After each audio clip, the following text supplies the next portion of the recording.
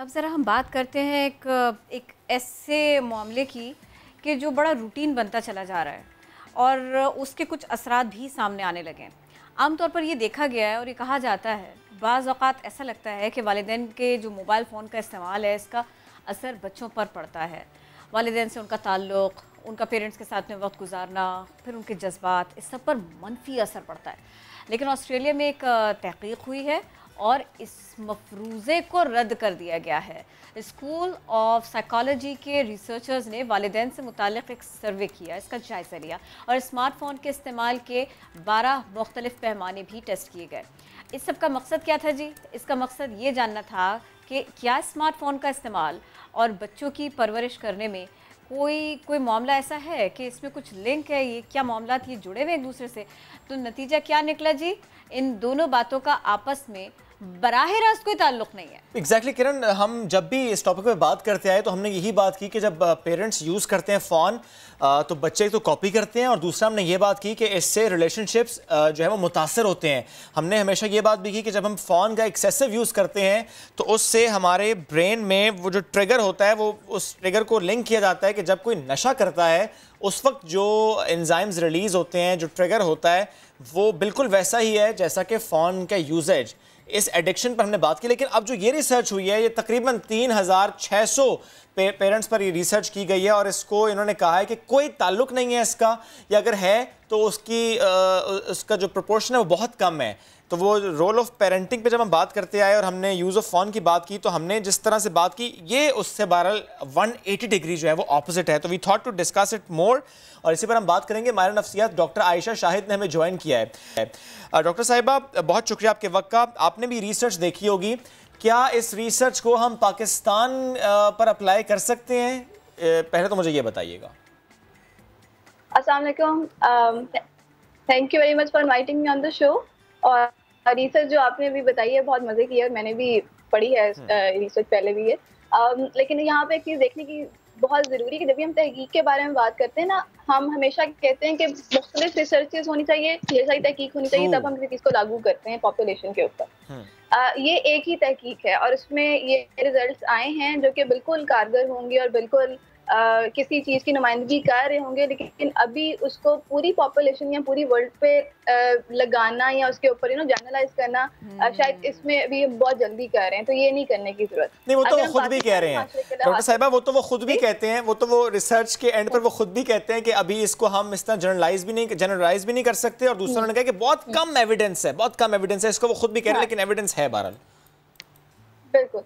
पता है क्या, यहाँ पे एक चीज़ ये भी देखने की ज़रूरत है कि अब पाकिस्तानी और अगर बाहर के वेस्टर्न कल्चर की बात करें तो कल्चर में एक डिफरेंस भी बहुत ज़्यादा आ जाता है। फ़र्ज़ करें अगर हम एक डेवलपिंग कंट्री हैं और एक हम फर्स्ट वर्ल्ड कंट्री से जो कि तरक्की याफ्ता मुल्क है उससे कंपेयर कर रहे हैं, तो वहाँ पे जो बच्चा है उसकी नशोनुमा के लिए, उसकी अपब्रिंगिंग के लिए, उसकी लर्निंग के लिए उसको बहुत ज़्यादा मौके मिलेंगे। तो वहाँ पर अगर शायद पेरेंट्स जो हैं वो अपनी चीज़ में या अपने फ़ोन में मशगूल हैं भी, तो शायद बच्चा किसी और चीज़ से कंपनसेट कर रहा है। लेकिन हमारे माशरे में जहाँ पर बच्चे के पास मौके कम हैं, बच्चे के पास एक स्कूल है, दरसगाह होती है, एक घर का माहौल होता है, तो वहाँ पर उसके पास मौके कम है कि वो शायद लर्निंग कर सके, तो वहाँ पर उसको माँ बाप की तवज्जो ही ज़्यादा चाहिए होती है प्रॉपर्टी। एक बात और भी हमारे माशरे में बात भी मुकम्मल कीजिएगा, एक पहलू और भी, एक नुक्ता और भी है। हमारे यहाँ ज़्यादातर ऐसा है कि ये जो मोबाइल फ़ोन है इसका इस्तेमाल इसलिए भी हो रहा है कि मुझे दुनिया का और कोई मसला नहीं देखना, मुझे और किसी चीज़ पे फोकस नहीं करना, मेरा कुछ वक्त जो है ना वो बहुत बेहतर गुजरे, वो मम्मा यूज़ कर रही हो, वो बाबा यूज़ कर रहे हो। तो इसका मतलब ये हुआ कि प्रायोरिटी डिपेंड्स, और फिर उसके बाद में बच्चा वही पिक कर रहा है, कुछ नहीं सुनना मुझे, ये वाला एटीट्यूड। अगर हम इस पहलू को देखें ना, तो ये एक तरीके से खतरनाक भी है कि बच्चे के पास पेरेंट तो मौजूद है लेकिन वो माइंड के लिहाज से वो मेंटली एब्सेंट है। अगर वो फोन में होगा तो फिजिकली तो होगा उधर, लेकिन वो उसकी हेल्प नहीं कर सकेगा, उसको वो रिस्पॉन्ड नहीं कर सकेगा। तो अगर बच्चा अम्मा या अब्बा से कोई चीज़ पूछ रहा है या लर्न कराना चाह रहा है और पेरेंट्स जो है अपने फ़ोन में मशगूल हैं, तो बच्चा ज़्यादा क्या कहते हैं दूर फील करेगा। इसको हम एक फिनोमेना के साथ भी एड्रेस करते हैं जिसका नाम है फबिंग। फबिंग से मुराद होती है जब आप फ़ोन यूज़ करते हुए दूसरों को स्नब करते हैं। मोस्टली ये बड़ों के लिए भी इस्तेमाल होता है, लेकिन इस ज़ुमरे में बच्चों के लिए भी इस्तेमाल हो सकता है कि आप फ़ोन को इस्तेमाल करते हुए अगले बंदे की बात नहीं सुन रहे, उसको स्नब कर रहे हैं। तो जो दूसरा बंदा होता है या बच्चा होता है जुम्रे में, वो तशवीश का, एंग्जाइटी का, परेशानी का शिकार हो सकता है कि पेरेंट यहाँ पे मौजूद तो है लेकिन मुझसे बात क्यों नहीं कर रहा। तो ये पहलू जो है बहुत इंपॉर्टेंट है। अगेन अगर हम इस रिसर्च को जनरलाइज करेंगे तो यहाँ पे एक चीज बहुत इंपॉर्टेंट है कि बच्चा जो है उसके पास और भी मशागिल होने चाहिए जहाँ पे मशगूल हो सके, सिर्फ पेरेंट के ऊपर तो आप रहने दीजिए ना इस वाले पहलू को। तो यहाँ तो 2 महीने 3 महीने के लिए ऑनलाइन क्लासेस आई तो फिर कलाई खुल गई, मम्मा भी परेशान, बाबा भी परेशान, बेबी भी परेशान। बिल्कुल बिल्कुल दुरुस्त कह रही हैं आप। और यहाँ तो अब तो मतलब मोस्ट ऑफ द पॉपुलेशन जो है वो अब इस चीज के लिए दुआ मांग रही है कि वापस हम कब जाएंगे नॉर्मल क्लासेस में। अब वो मोबाइल से दिल बच्चों का भर चुका है, वो कहते हैं मोबाइल नहीं यूज करना, we want to play outside. लेकिन डॉक्टर साहब मुझे ये बताइएगा कि अगर हम इसके पॉजिटिविटी की तरफ जाएं और सिर्फ पॉजिटिविटी पे फोकस करें, फॉर एग्जांपल आजकल वो कपल्स जो कि सेपरेट रहते हैं बच्चों के साथ अपने पेरेंट्स से दूर, यानी नाना नानी दूर हैं, दादा दादी दूर हैं, चाचा चाची, मामा मामी सब दूर हैं, लेकिन ज़ाहिर है वो बहुत इंपॉर्टेंट रिलेशनशिप्स हैं। और ऐसे में ये फ़ोन एक ज़रिया होता है, व्हाट्सएप वीडियो कॉल एक ज़रिया है, स्काइप एक ज़रिया है, हमारा उनसे कॉन्टैक्ट, हमारी उनसे बातचीत के साल में मुलाकात तो एक बार हो रही है लेकिन बात रोज़ाना हो रही है। इसका तो पॉजिटिव असर है। ये फ़ोन का एक ऐसा यूजेज है जिसका वाकई ग्रोथ एंड डेवलपमेंट पे पॉजिटिव असर है।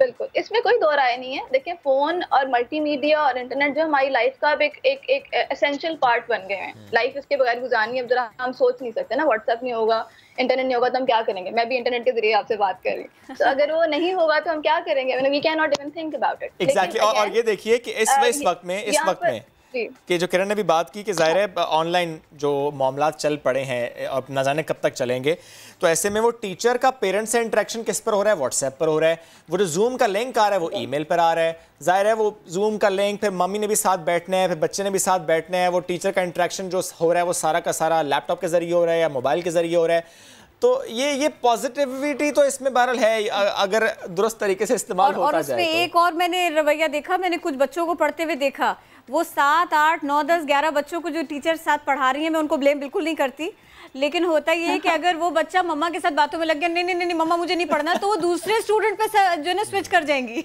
वो उस वक्त कुछ भी नहीं कह सकती। तो ये क्लास जो है ना, ये बेसिकली इम्तिहान है, मम्मी का इम्तिहान है ये मम्मी का भी इम्तिहान और टीचर का भी इम्तिहान, सभी का इम्तिहान हम कहते हैं। बिल्कुल दुरुस्त कह रही है। अच्छा, यहाँ पे पता है क्या, यहाँ पे एक चीज बड़ी इंपॉर्टेंट है, वो ये है कि बिल्कुल मल्टीमीडिया स्क्रीन हमें अब चाहिए ही चाहिए, हमारे सामने होनी, ये जरूरत है हमारी बन गई। लेकिन एक जो बच्चा है ना, 16 साल का अगर एक बच्चा हम कहते हैं, उसका ब्रेन अभी डेवलप हो रहा होता है, ब्रेन अभी पूरी तरह डेवलप नहीं हुआ।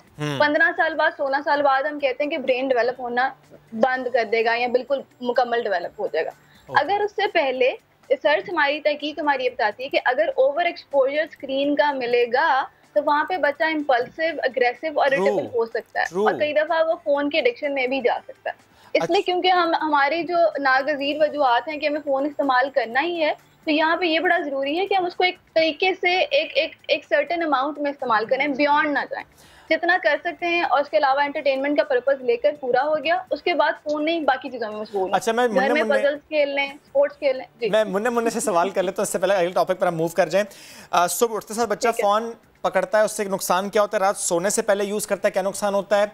बच्चे की मिनिमम एज क्या होनी चाहिए जब पहली बार उसका स्क्रीन एक्सपोजर हो, और इसके साथ साथ डेली रूटीन क्या हो? इतने घंटे फोन, इतने घंटे खेलकूद, इतने घंटे, यानी 15 मिनट्स अगर कंटिन्यूटी में उसने फोन देखा है तो अब उसे उठना है, उसे वॉक करनी है, एक कंटिन्यूटी नहीं रहनी चाहिए इसमें। ये प्लीज इन सारों का एड्रेस कीजिएगा। जबरदस्त। मैं सबसे पहले एक सवाल का जवाब देने लगी हूँ, रात को सोने से पहले फोन एक लिमिट के बियॉन्ड नहीं इस्तेमाल करना चाहिए। जब हम सोने लगते हैं तो हमारी बॉडी रिलैक्स हो रही होती है।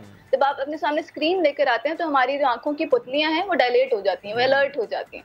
और जब हम अलर्ट होंगे तो हमारा ब्रेन ये सिग्नल लेता है कि यहाँ पे अब जागते रहना, सोने की जरूरत नहीं। हाँ, जागते रहना। बड़ों के साथ भी यही होता है, अगर हम फोन इस्तेमाल करें तो हमारी नींद उड़ जाती है। बाद में कहते हैं नींद नहीं आ रही थी, असल में वो फोन पास से जा नहीं रहा था। आप सुबह के वक्त का बताएं, उठते साथ फोन चाहिए जी?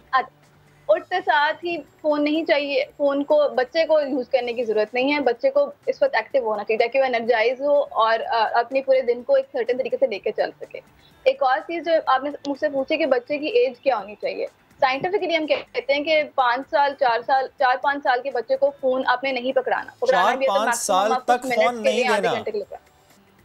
यस, साइंटिफिकली हम ये कहते हैं। प्रैक्टिस जो हो रही है वो 2 साल का काका जो है वो दूध नहीं पीता फोन देखे बगैर। उसको खिचड़ी खिलाने के लिए उसको स्क्रीन दिखानी पड़ती है। उस बेबी का क्या, उसकी मम्मी का क्या? ये प्रॉब्लमेटिक है। मैंने वहाँ बहुत प्रॉब्लमेटिक है, लेकिन अगेन अगर आप बच्चे को दे भी रहे हैं तो हम कहते हैं कि 1 घंटे 1.5 घंटे से बियॉन्ड उसका यूज नहीं होना चाहिए। अब क्योंकि इस तरह की वजूहात हैं जहाँ पर हमें लैपटॉप की भी जरूरत है, फोन की भी जरूरत है, तो वहाँ पर आप पेरेंट्स के लिए बहुत मुश्किल है। मैं एग्जैक्टली आपसे यही पूछना चाहती थी, मैं ये पूछना चाहती थी कि सारी दुनिया में जहाँ पर एक दूर दराज इलाके में भी एजुकेशन हो, वहाँ स्कूल नहीं है, एजुकेशन फिर भी हो, उसके लिए इसी इंटरनेट का इस्तेमाल किया जा रहा है, ऐसे ही टैब्स का इस्तेमाल किया जा रहा है, ऐसे ही मोबाइल का इस्तेमाल किया जा रहा है और इसका फ़ायदा उठाया जा रहा है। हमको अभी थोड़ा टाइम है कि हम इसके फ़ायदे तक पहुँचें और इस दरमियान हमारे यहाँ काफ़ी कुछ हो रहा है, तो हमें इसके ऊपर काम करने की ज़रूरत है, इसे पॉजिटिवली देखने की ज़रूरत है। बिल्कुल ऐसे ही है, सही कह रही हैं आप। हाँ, ये जो आपने मेरे साथ और किया ना यहाँ पर ये है ना कि अगर हम फोन इस्तेमाल कर रहे हैं पढ़ाई के लिए, लर्निंग के लिए, तो उसकी एक लिमिट होगी और उसके बाद खेलने की एक लिमिट होगी। गेम्स जो है ना उनमें जो मवाद आता है ना बहुत ज्यादा रिफ्लेक्सेस को तेज करता है, कलर चेंज हो रहे होते हैं, आप अलर्ट मोड पे होते हैं, तो उसका ब्रेन पर डिफरेंट असर होता है। पढ़ाई में तो आप मतवाता तरीके से क्लास ले रहे हैं ना, वो और चीज है, लेकिन जब आप अपने गेम में इमर्स हो जाएंगे उसका ब्रेन पर डिफरेंट इफेक्ट होगा। अच्छा, उसकी चीज उसको लिमिट करना बहुत जरूरी है, बहुत जरूरी है। डॉक्टर साहब एक मेरे बड़े अच्छे दोस्त हैं, उन्होंने एक बात मुझे कही और वो सुन के ना मैं थोड़ा परेशान हो गया। मैंने सोचा मैं आपसे उस पर कमेंट ले लेता हूँ। वो ये कहते हैं कि उनकी जो बेटी है जब तक उसे फ़ोन ना दिया जाए वो खाना नहीं खाती, और एक दिन जब उन्होंने कहा कि बेटा ज़रा फ़ोन ले लो तो उनकी बेटी जो कि 3 साल की, उन्होंने जवाब दिया क्यों बाबा फ़ोन क्यों ले लूँ, क्या मुझे कुछ खाना है? ये क्या है? सही कह रहे हैं। ये कंडीशनिंग हो गई है, हमारा ब्रेन जो है कंडीशन हो जाता है डिफरेंट चीज़ों के साथ। अगर चीज़ें बार बार प्रोवाइड की जाएंगी इकट्ठी तो हमारे ब्रेन को आदत हो जाती है कि जब भी ये वाला काम होगा साथ में ये चीज़ आएगी। यहाँ पे बच्चे के साथ ये हुआ कि शायद वो जब पहले नहीं खाती होगी ना, पेरेंट्स ने फ़ोन पे पोएम्स या कुछ इस तरह की चीज़ें लगा के इनको दे दी होंगी। अब बच्ची का ब्रेन कंडीशन हो गया कि जब भी पोएम या जब भी कार्टून या फ़ोन आएगा तब खाना भी साथ में आएगा। तो वो ये मसला हुआ है यहाँ पे पेरेंट्स को जरूरत पड़ेगी कि फ़ोन की जगह पे कुछ और कंडीशन कराएं, यानी खुद बातें करें, खुद मिलके बैठें उसके साथ, ताकि फोन की आदत भी कम हो। और आदत डालना इतना ज्यादा मुश्किल भी नहीं होगा, मम्मा को भी आ गया, बाबा को भी करना आ गया इस तरह से। अच्छा, अब मैं ये चाहती थी कि इस मौजू पर तो हमने इस रिसर्च पर तो बात कर ली। डॉक्टर आयशा प्लीज हमारे साथ रहिएगा, क्योंकि जो हमारा अगला मौजू है, जो अगली खबर है वो अफसोसनाक है, और ये कोई ऐसा मामला नहीं है कि ये कोई आज रिपोर्ट हुआ हो, नहीं है। हम माजी में भी ऐसे वाक़यात सुनते रहे, रिपोर्ट करते रहें, लेकिन हमने नहीं सीखा। इसके रीजंस क्या हैं? जो लोग इससे इफ़ेक्ट हुए उनकी बात भी होगी, जो ये सब कुछ करते रहे उनकी बात भी होगी। मैं मुजफ्फरगढ़ का जिक्र करना चाहूँगी। जाली आमिल ने बच्चे से जिन निकालने की कोशिश की और बच्चे की जान ले ली। 14 साल ये लड़का। अब वालिदैन गमज़दा है, मुलजिम को सख्त सज़ा दी जाए ये मुतालबा कर रहे हैं। मुलजिम ने कोटद्दू की मकामी अदालत से ज़मानत कबल गिरफ्तारी हासिल भी कर ली है। ये कितने अफसोस की बात है और ये कितनी तशवीश की बात है। पहले हम आपको रिपोर्ट दिखाते हैं और फिर कोशिश करेंगे कि सारे के सारे मामलात में जो इसके नफ्सियाती पहलू हैं कुछ उनको उजागर करें, कुछ उसके ऊपर रोशनी डालें। मुजफ्फरगढ़ में जाली आमिल ने एक लड़के की जान ले ली। बेटे को बुखार की शिकायत पर अनपढ़ मां उसे आमिल के पास ले गई। वालिद के मुताबिक जाली पीर ने लड़के पर जिन्नात के असरात का दावा किया। चेहरे पर 2 घंटे तक गरम तेल की हिद्दत से साजिद का चेहरा पूरी तरह झुलस गया। मां बेटे को इसी हाल में घर ले गई और अगले दिन वो अपनी जिंदगी गंवा बैठा। बहुत तशद्दुद किया, उसकी वजह से हमें कहा कि जाओ तुम्हारा बच्चा ठीक हो जाएगा, इनके जिनका मसला है वो ठीक हो जाएगा। हम घर चले आए। मुफ्ती जुबैर ने कहा कि अफसोसनाक वाक़ये पर रियासत और अदलिया को हरकत में आना होगा। ऐसे जाली आमिलों के पास हम क्यों जाते हैं?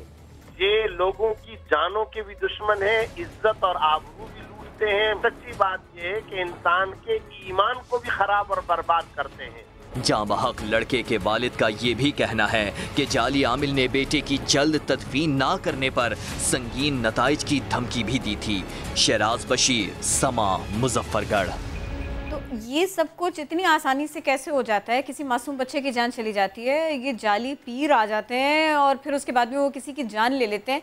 ये इतना आसानी से हमारे यहाँ हो कैसे रहा? आयशा, सबसे पहले तो मुझे थोड़ा सा आप ये समझाइए, इतनी खबरें रिपोर्ट हो चुकी हैं, अवेयरनेस कैंपेन्स हो चुकी हैं, आज भी इस तरह के मामले के ऊपर जब भी बात होती है इसको खाली कोई जाने नहीं देता। बावजूद इसके वालिदैन डॉक्टर के पास नहीं लेके गए, वो किसी हकीम के पास नहीं लेके गए, वो एक जाली पीर के पास ले गए। ये हम कहाँ पर फंसे हुए हैं, हम कहाँ रास्ता भटक गए? ये जो आपने मामला उठाया ना इस वक्त, ये बहुत ज़्यादा लिटरली संगीन मामला है। और क्योंकि मैं माहिर नफ्सियात हूँ तो मेरे शोबे में ये चीज़ नज़र आती रहती है। यहाँ पे सबसे बड़ा जो मसला है वो ये कि एजुकेशन की, हमारी अवेयरनेस की बहुत ज़्यादा कमी है, बेसिक हेल्थ के मामलात में भी और बाकी और इश्यूज़ के बनवाने में। जैसे आप देख लें, कोविड के लिए मास्क पहनने के लिए कितना ज़्यादा हमें एक समझने की कैंपेन चलानी पड़ी कि मास्क पहनना ज़रूरी है, क्योंकि एजुकेशन का बहुत ज़्यादा फुकदान है, बेसिक अवेयरनेस ही नहीं है, तो लोगों को पता ही नहीं होता कहाँ जाना है। सही। और सबसे इजी लोगों के लिए जो नॉलेज का सिस्टम होता है वो ये होता है कि वो इन आमिल बाबा या इन लोगों के पास चले जाया करें। मोस्टली लोग हमारे पास भी जो किसी साइकोलॉजिकल इशू के साथ आते हैं, चाहे वो बेसिक डिप्रेशन का ही केस क्यों ना हो, मोस्टली लोग जो पीछे से आ रहे हैं, जो उन इलाकों से आ रहे हैं जहाँ पे बहुत ज़्यादा अवेयरनेस नहीं है, पढ़ाई नहीं है, वहाँ पर वो लोग पहले आमिल वगैरह से होकर ही हमारे पास आते हैं। डॉक्टर बिल्कुल एंड पे आता है, पहले वो अपने सारे टोटके कर चुके होते हैं, तावीज़ वगैरह यूज़ कर चुके होते हैं, फिर जाके जब उससे भी कुछ नहीं बनता तो फिर वो डॉक्टर, बल्कि मामलात उस वक्त ज़्यादा ख़राब हो चुके होते हैं, बहुत ख़राब हो चुके होते हैं। और वो it's all about awareness, it's all about awareness. इतनी अवेयरनेस कैंपेन्स के बावजूद इट्स ऑल अबाउट अवेयरनेस, क्योंकि जितना काम होना चाहिए और जिस लेवल पर काम होना चाहिए, नेशनल लेवल पर काम होना चाहिए, उस तरीके से काम हो नहीं रहा है। डॉक्टर आयशा, बहुत शुक्रिया, साथ मौजूद थी आप और आपने हमसे गुफ्तगू की। और इससे पहले जो रिसर्च थी उसका तो हमने कहना चाहिए तिया पांचा किया, क्योंकि उस रिसर्च को हमने बिल्कुल खातिर में हम लोग नहीं लाए, हम अपने टॉपिक पर ही रहे कि नहीं